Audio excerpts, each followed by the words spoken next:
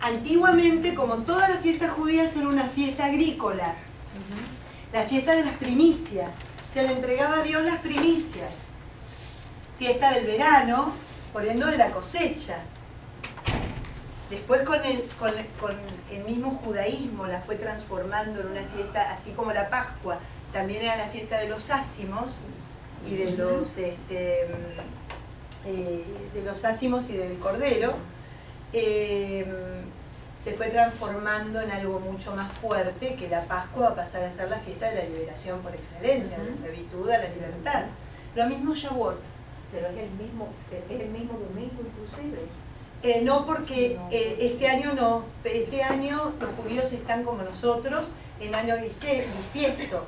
Pero el año bisiesto del judaísmo significa un mes más, no un día más. Porque ellos tienen meses más cortos. Entonces, todo el 21 de abril es la Pascua para ellos. Entonces este año está desfasado, está todo desfasado. Acuérdense que coincidimos porque es fiesta lunar. La Pascua es lunar, no es por eso es movible. Es la primera luna llena de la primavera. Así que es eso la Pascua. Pero este año para ellos, al agregar un mes más, se desfasó 20 días, un mes casi.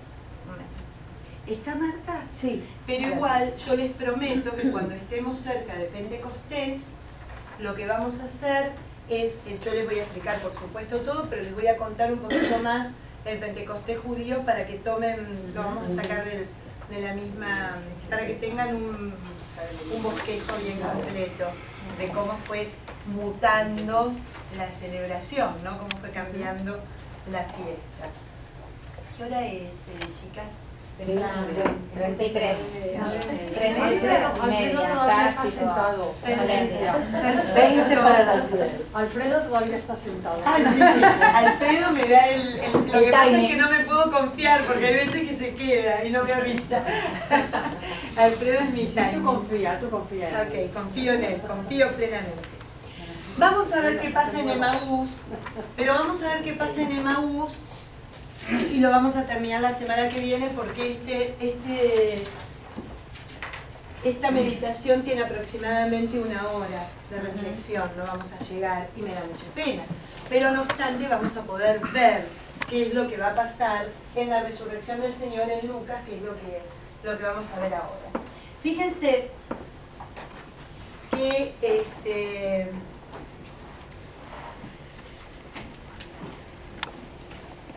en el capítulo 23, en el versículo 55, ya comienza un poquito a esbozarse cómo se estaban preparando las mujeres para acudir lo que iba a ser el día de la resurrección a la tumba de Jesús.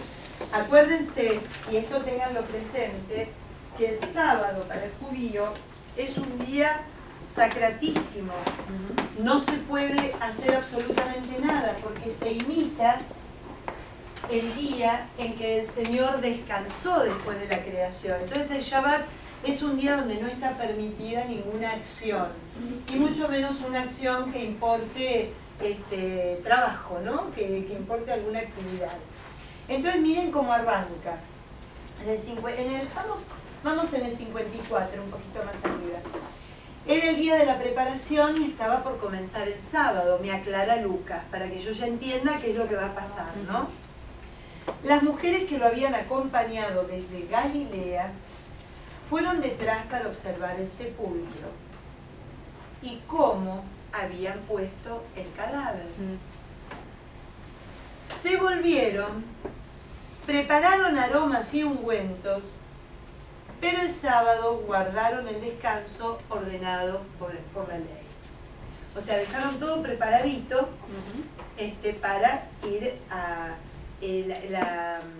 la ceremonia judía del baño del cuerpo, la preparación del cuerpo. Es obligatorio hasta el día de hoy. Hoy muere un judío y le hacen eso también, ¿no?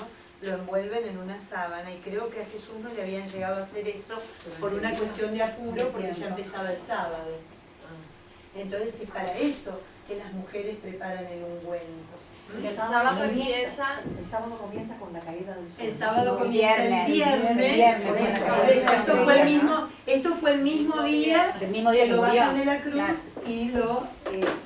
Es decir, el día antes de la Sí, caída del sol. siempre cuando, mejor dicho, el día comienza con la salida de la primera estrella.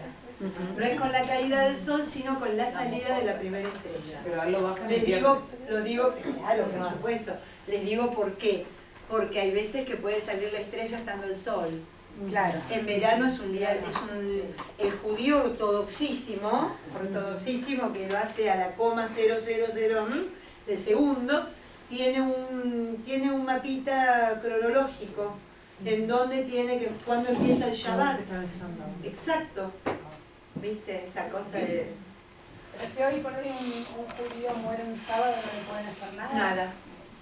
De hecho, el domingo. nada hasta el domingo. Hasta el domingo, claro. Hasta el domingo. Pero si no ha pasado- traslada, no, el sábado por la noche sí quieto, pueden. o sea, si muere en su casa, lo dejan quieto en su casa hasta luego. Claro, por supuesto. ¿No? Por ejemplo, los cementerios están cerrados. Claro. Vos no podés enterrar a nadie el día sábado. No, tenés que esperar al domingo. Por ejemplo, yo lo que pasa es que en nuestro país, el tema funerario es completamente distinto acá. Acá vos viste que hay un montón de días que velan a la persona, inclusive mi marido que es diácono, tiene, por ejemplo, sabe si tiene un funeral el viernes que viene, y yo digo, pero ¿cómo sabes que se va a morir? Me dio una impresión. Una me dice, Patricia, un día era un lunes, no me voy a olvidar nunca, y me dice, tengo un funeral el viernes, y le digo, pero ¿cómo sabes? Ya esto me está impresionando. Entonces me dice, no, porque está en cámara frigorífica, esperando a que vengan los... Eso ni soñando en Argentina. Ni soñando, yo no llegué al funeral de mi mamá, así que imagínense, no, ni soñando. Entonces, por eso es que allá, por ejemplo, si se muere un viernes, sí, lo tienen hasta el domingo, pero si se muere un jueves, se apuran para enterrarlo el viernes, para que no llegue el Shabbat, ¿Y si se ¿no? muere en un hospital? Bueno, no, Lo trasladan a algún lado, aunque trasladan, sea. Lo trasladan, pero no hay cementerio, está cerrado. No hay cementerio ese día ni los días festivos como Yom Kippur, por ejemplo. Como algunos días de Pesaj, que son de ayuno obligado y que son de observancia. Todo lo que está en la Biblia, los días sagrados de ellos, no está cerrado el cementerio. No puedes enterrar a tus muertos. ¿Por qué se untan los cuerpos con...? En realidad hoy día no se untan, sino que se bañan.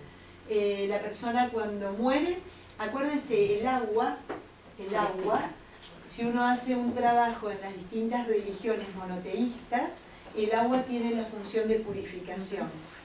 El agua es la materia del bautismo, ¿no? Materia del sacramento es el agua. ¿Por qué? Porque se purifica, o sea, es una forma de baño, de preparación, de purificación del cuerpo. El judío utiliza el agua muchas veces en el día por ejemplo, antes de un casamiento se hacen los baños rituales, especialmente la mujer. Si son ortodoxos, después de cada menstruación la mujer debe hacer el baño ritual de purificación. Después del hijo, después de que pasa la cuarentena, lo que María fue a hacer en la presentación también fue ella a ofrecer por su purificación. Pero el baño aparte en la mikve, en las El piletas mikvet, especiales. que es como una bañera, ¿no? Como una piscina de purificación. El agua tiene eso. Por ejemplo, yo les contaba que papá cuando rezaba bajo el agua antes de comer y antes de irse a dormir. Hacía digamos, su purificación con el agua, ¿no? Entonces es por eso que se los baña. Se Pero los ese baña baño, ¿quién lo antes, eso lo hacen en todos los cementerios judíos, Un encargado de bañar. lo hace una persona encargada que por lo general tiene un cargo religioso y pueden participar de ese baño solo los del mismo sexo. Yo no pude entrar para el de mi padre. Entró, bueno, me acuerdo que de mi familia no entró nadie, porque éramos todas mujeres. Ahora me estoy acordando. fue el rabino y la persona que se encargó de eso. Entonces lo envuelve en ¿qué? En el talit, en el manto que utilizó para rezar, y es el manto que se le dio cuando hizo el bar mitzvah, cuando hizo su confirmación como adulto dentro de la fe judía. Se lo envuelve en eso y ya reposa tranquilo, ¿no? Esa es el ritual de la ceremonia. Y eso se hace en el cementerio. Sí, sí, sí. Los cementerios judíos tienen un lugar de baños rituales y de preparación del cadáver, ¿no? De la persona. Y aparte es absolutamente sagrado el cuerpo. El sagrado tiene que ir a tierra, porque del polvo vienes y al polvo regresas. Por perpetuidad y no se puede tocar. Todo lo que está ahí queda ahí. Entonces es muy interesante. ¿Cómo? No se hacen reducciones. Jamás, jamás. Ahora últimamente estoy escuchando, que antes no escuchaba, cremaciones, pero muy pocas. O sea, hay gente que no es muy práctica y demás, ¿no? El judío va a tierra. Lo que sí puede pasar que, por ejemplo, como Abraham y Sara, y como varios en la Biblia, Raquel también tenía lo mismo, tuvo exactamente el mismo destino, que en la misma sepultura se sepulte al matrimonio, o a un hijo, el hijo con el padre, la hija con la madre, o pero como, claro, pero eso sí, pero tocarlo nunca, no. Es absolutamente prohibido. Tuvimos un problema grande cuando fue el atentado a la AMIA. En el atentado a la AMIA, una mutual judía, un ataque terrorista que tuvimos en Argentina, año 94, tira abajo un edificio, la gran mayoría eran judíos que fallecieron. Entonces cuando la parte judicial quiso ir a ver para hacer el peritaje de algunos cadáveres y demás, tuvimos que intervenir nosotros como Secretaría de Culto, porque fue un lío tremendo, porque obviamente en contra de la ley judía dice de no poder tocar más el cadáver. Entonces fue toda una... Y no sé, ustedes saben que no me acuerdo cómo terminó la cosa. Estoy acordándome ahora, me acuerdo del lío que se armó, pero no me acuerdo el desenlace del lío, cómo fue. Así que sí, es así. Es muy importante. Y eso es tanto igual para el hombre como para las mujeres. Sí, absolutamente indistinto. Y antes era igual, ¿no? Toda la vida igual. En ese sentido, bañas, porque es algo bíblico, ¿no? Es lo de llevarlo de donde nació. Adamá, tierra. De ahí es de donde Adamá, ¿no? De esa tierra que el Señor modeló y sopló en la nariz. Entonces ahí es a donde se lo lleva. ¿Estamos? ¿Sí? ¿Usan cofre o no usan cofre? Sí, cerrado. Una vez muerto ya no lo podés ver más. Tiene que estar cerrado. Ya no se puede dejar al descubierto. Cerrado, cubierto, como fuere, pero no se puede ver más el cadáver. Sí, me acuerdo por familia directa, ¿no? Cuando muere mi abuela, que me acuerdo que como estábamos salimos corriendo, porque si llegaba AMIA, que es los que se dedicaban las personas judías que se dedicaban al cuidado ya del cuerpo, una vez que llegaban ya no lo podíamos ver más. Entonces me acuerdo que papá salió corriendo para poder ver a su mamá, una vez que se vela con cajón cerrado y todo. Y cajón cerrado, y se le pone un terciopelo que por lo general tiene la estrella de David o algo encima. Decía, pero cajón cerrado, pero al final para enterrarlo lo entierran en el suelo. No, con el cajón. Ah, con cajón. Con cajón, sí. Yo creí que era con esa envoltura. Con el cajón que por supuesto se deshace completamente. Claro. Es madera, así que sí. Ese es más o menos el ritual de hoy, ¿no? En aquel momento, donde se excavaba en las afueras de la ciudad, lo vemos en Lázaro, en el capítulo 11 del Evangelio de Juan, en las afueras bien de la ciudad, en cuevas donde se corrían rocas que no permitían Primero que la roca simbolizaba el límite entre la vida y la muerte. Todo lo que estaba de un lado de la roca era vida, y era infranqueable poder, era una forma, por eso el Evangelio de Marcos va a decir, cuando cuenta la pasión, que las mujeres yendo de camino con los perfumes iban preguntándose, porque el Evangelio de Marcos son preguntas, preguntas y preguntas todo el tiempo, bien judío, iba preguntándose, ¿quién nos moverá la roca, la piedra? ¿Por qué? La piedra, entonces aclara Marcos, ya que ella era muy grande, no como queriendo decir, es muy grande la separación que hay entre la vida y la muerte. ¿Y qué viene a hacer el Señor? A romper esa separación. Ya no hay más separación, ya no hay más muerte para el cristiano. Como diría Pablo, muerte, ¿no? ¿Dónde está tu muerte? ¿Dónde está tu aguijón? Ya no hay más. Tu hermano duerme, le va a decir el Señor a Marta y a María. Y es ahí a donde nos lleva esta resurrección. ¿Se acuerdan cuando vimos nosotros el Evangelio, las cartas de Pablo? También la carta, el capítulo 15 de Primera de Corintios, que se dedica a la resurrección, que es preciosa. Si no lo leyeron, lean ese capítulo, que es hermoso para poder entender que esto nos lo regala. Todo lo que acontece al Señor es para nosotros, ¿no? Él es el primogénito, pero lo da para que nosotros sentamos también de que nuestra vida no tiene fin, es eterna. Él viene a cambiar las cosas, y las cambia en serio. No es un maquillaje. Señora. Sí, claro que sí. Solo que se llama Bat Bisba.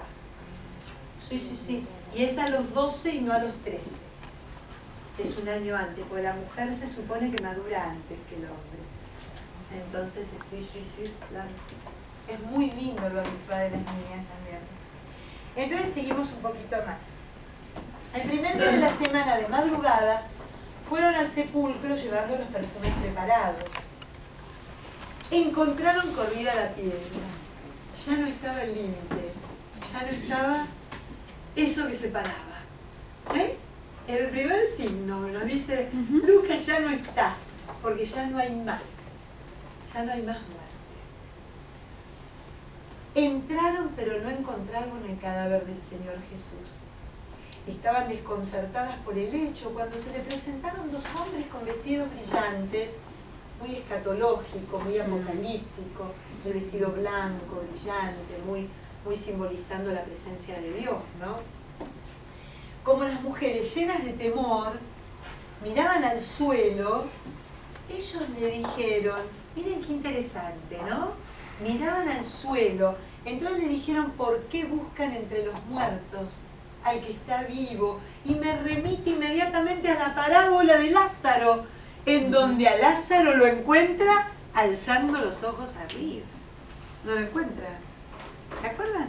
Cuando el rico alza la vista, ve a Lázaro en el seno de Abraham. ¿Recuerdan ese detallito de la mirada? ¿No? En cambio él fue llevado y fue enterrado, dice, como él sí estuvo enterrado, estuvo en tierra como muerto. En cambio el otro no estaba muerto, estaba en el seno de Abraham. Una cosa muy bonita, ¿no? Y esta frase, ¿por qué buscan entre los muertos al que está vivo? Nos lo siguen preguntando hoy día nosotros, ¿no? Cuando seguimos buscando un Dios muerto, lo que hablábamos hace un ratito, ¿no? Y no vivo, lo seguimos buscando entre los muertos. ¿Entre qué muertos te busco, Señor? ¿Entre qué cosas muertas? ¿Por qué no puedo percibirte vivo y al lado mío?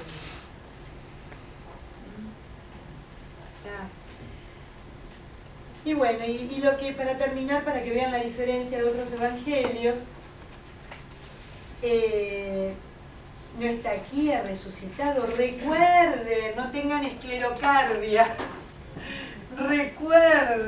Recuerden, pongan, a ver, pasen de la razón al corazón, porque la razón no les va a dar la razón de un Dios vivo, el corazón sí.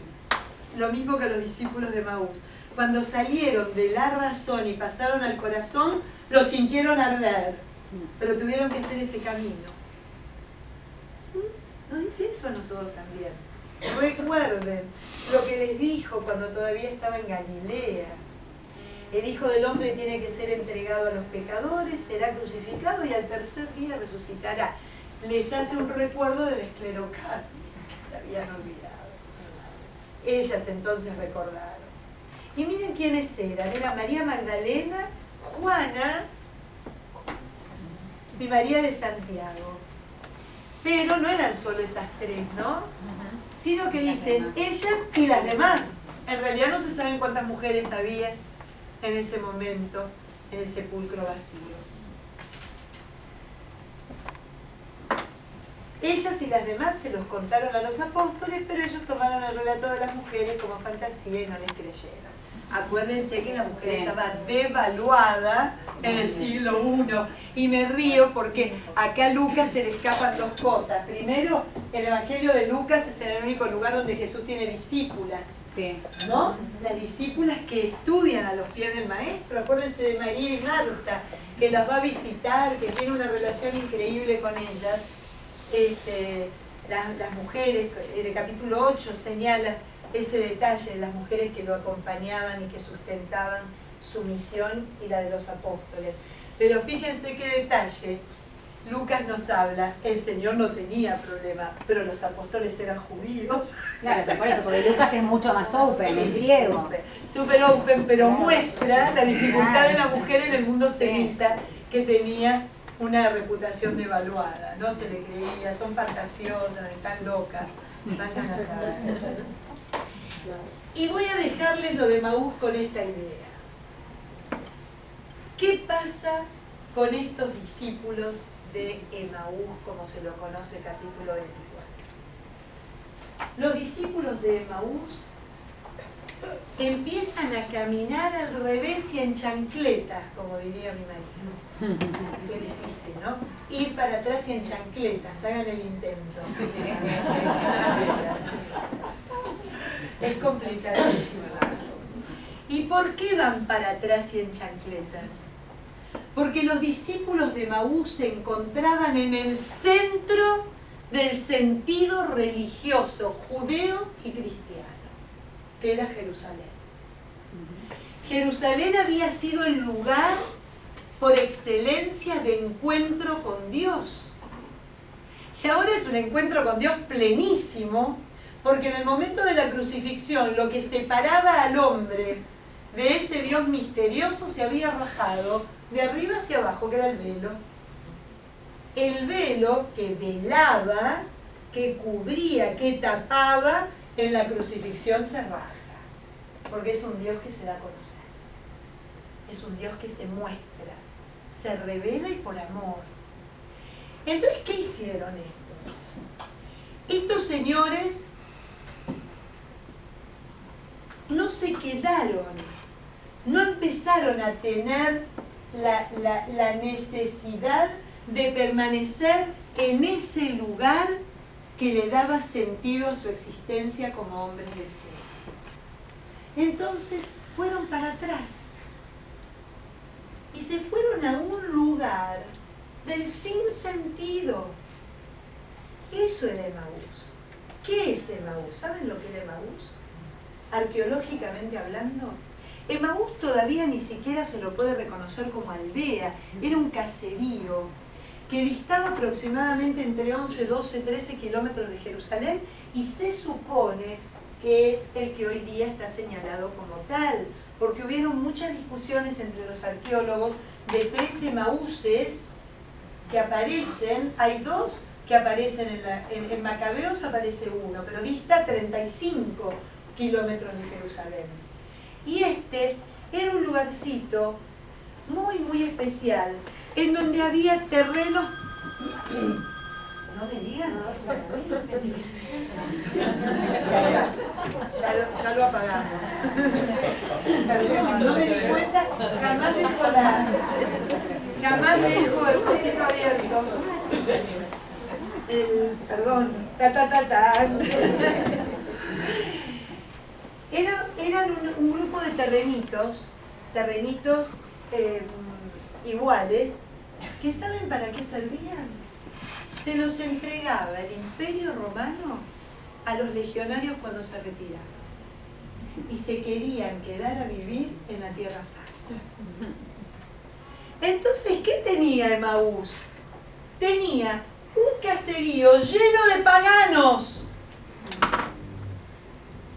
que no tenían en absoluto como centro en su vida de fe al Dios de Israel. El centro de vida de fe de Emaús era el paganismo, los dioses griegos, romanos, todos los dioses que ellos adoraban. Por eso se habla de que el camino de Emaús es un camino al sinsentido. Pero esos discípulos no eran paganos. No. Por eso van para atrás en chancletas. Claro, van a un lugar que no tiene nada que ver con donde se supone que tienen que ir. Y nada que ver porque nos imaginamos, cuando humanamente describimos en detalle y nos ponemos históricamente a pensar qué pasaba en ese momento, todas las semanas aparecía uno diciendo que era el Mesías. Uno dijo, en una semana voy a bajar las murallas de Jerusalén, y las murallas siguieron de pie y el tipo lo mataron y no cambió ni un pelo de todo lo que había anunciado. Estaban cansados de un mesianismo, perdóname un minutito, José, de un mesianismo que acababa en nada. Cuando lo vieron en la cruz, habrán pensado en su corazón, este es uno más. Por eso, el sinsentido, ¿no? Y la desorientación, la desesperanza, la tristeza, el desasosiego, eso que nos acompaña cuando dijimos, pucha, otra vez nos engañaron. No sé. No, esto me crea confusión. Nunca había escuchado la versión de Emaús que tú acabas de mencionar. El lugar, ni el destino de esas pequeñas finquitas.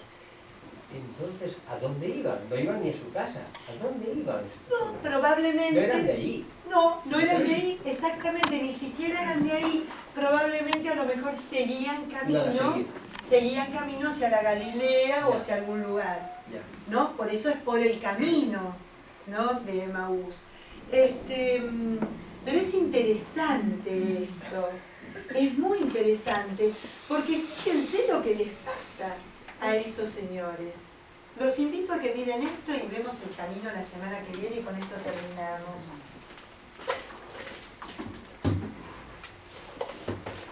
32, 24 y 32. Se dijeron uno al otro. ¿No sentíamos arder nuestro corazón mientras nos hablaba por el camino y nos explicaba las escrituras? Y miren lo que va a pasar. Se levantaron al instante y miren a dónde volvieron. Volvieron al sentido. Volvieron al origen. Volvieron a lo que daba sentido a su vida. Es decir, ellos estaban tan frustrados que iban. Pero no es un detalle menor esto que les conté. Porque es muchas veces cuando nosotros nos mudamos del sentido de nuestra existencia, del centro de nuestra existencia, al sinsentido de nuestra vida. Pero hay algo que nos trae. ¿Pero qué los trajo? No los trajo una conferencia sobre Jesús de Nazaret dada en el aula número 25. Los trajo la experiencia de un corazón ardiente y de la Eucaristía, que es donde Él lo descubre. Entonces, es algo hermosísimo. Y por eso pueden volver, por la experiencia. Porque si hubiesen escuchado una conferencia, todavía estaban en Emaús viviendo. La experiencia es lo que los hizo volver. El estar abiertos a descubrir al Señor, que lo buscaban en otro lado, o ya no lo buscaban de ningún lado, o ya era parte del pasado, no era parte del presente de sus vidas, ¿no? Entonces ahí es donde fueron a Jerusalén, y en Jerusalén encontraron a los 11. Los apóstoles estaban, acuérdense que estaban encerrados bajo 7 llaves por el miedo que tenían, ¿no? Que esa es una de las diferencias. El domingo anterior los habíamos encontrado encerradísimos y con miedo. Este domingo ya los encontramos pescando, ¿no? La iglesia en salida, bueno, no pescaban demasiado bien, pero bueno, estaban ya afuera, ya no tenían tanto miedo el domingo pasado. Los encontramos en su actividad cotidiana. Esa pesca también puede ser simbolismo de ir teniendo más adeptos, de ir trayendo más gente a la Claro, por supuesto, una hermosa lectio que uno puede hacer. Señor, ¿dónde tiro mis redes? ¿No? ¿Y qué hay en mis redes? ¿Qué hay en mis redes? ¿Cuándo salgo yo por mi propia decisión? Y digo, voy a ir a pescar, pero te dejo acá encerradito, no te llevo conmigo. ¿Cómo es mi pesca? ¿Cuándo noto que mi pesca es infructuosa? ¿No? Es muy linda la pesca milagrosa. Aparte esa del capítulo 21, recoge la de Lucas, pero tiene este agregado, ¿no? Ese Señor resucitado, que después de la misión nos alimenta con su Eucaristía, ¿no? O sea, está todos los elementos que estamos viendo en estos días, esta semana dedicada a la Eucaristía, la semana pasada al bautismo, esta semana a la Eucaristía, ¿no? Al alimento, si uno lee el Evangelio del día, que es el Evangelio de Juan, el capítulo 6, sobre el pan de vida, ¿no? Pero qué lindo, Patricia, que ahora reflexionando, yo igual que Alfredo no sabía esto de Maús. Y me imagino que ellos iban caminando, como dice Marisa, iban a un lugar donde no lo pudieran conocer, para que no, sin embargo, ahí es donde se le aparece el Señor. Sí, y cuanto más perturbados, confundidos y desorientados estamos, más camina al lado nuestro. Más camina al lado nuestro, porque nos pasa muchas veces. El camino de Maús es permanente. El camino de Maús es permanente, no es de... Acuérdense que somos cristianos en construcción hasta el día que nos morimos. Porque creer que uno ya llegó es cuando empieza a pifiarle al camino de la salvación. ¿No? Empieza a ir al Maús de nuevo. No, uno no se recibe de cristiano nunca. Acuérdense que las parábolas nos llevaban a eso. Nunca nos recibimos de cristianos. La capacidad de... Good standing. El de good Ah, standing. ¿se acuerdan cómo quedó eso de good standing? Claro, porque nos puede confundir esa cosa, ¿no? Fíjense que esa sensación falsa de yo ya estoy, ¿viste? Ya está. Ya, ¿viste? Son muchas horas de Biblia todas las semanas, ya no me pidas más, no mejoró, eso, no, ya está, ¿viste? Ya. No. ¿Y por qué las mujeres fueron al sepulcro y los discípulos a ver qué había pasado allí? ¿No? Sí, acuérdense que en el relato de Juan de Lázaro también, ¿no? Su hermana era la que había ido al sepulcro. La mujer siempre tenía como más volcada a esa sensibilidad, ¿no? De querer ver, de querer saber, de querer cuidar, ¿no? Esa cosa maternal. Pero Patricia, yo creo... Estamos en horario, son 15. Ok, perfecto. La última pregunta y después guárdese No la es una palabra. pregunta, es una comparación. Yo para mí, los discípulos que van hacia Maús van a esconderse, porque tienen miedo. Puede ser. Y el Señor les encuentra, pero es que también Adán se esconde. Claro. Y Es nosotros el primero también. que se esconde. Y nosotros también. O cuando sale un tema determinado, especialmente en estos días en donde es políticamente incorrecto decir lo que sostenemos como verdad, mejor porque no, si no, imagínate, cada vez que... Nosotros también. Y por eso, vamos, salí a la luz. Pero efectivamente, ¿cómo te tiran de la oreja? Termino con esta oración nada más y con esto ya nos vamos porque si no nos van a matar los que tienen que ir a trabajar.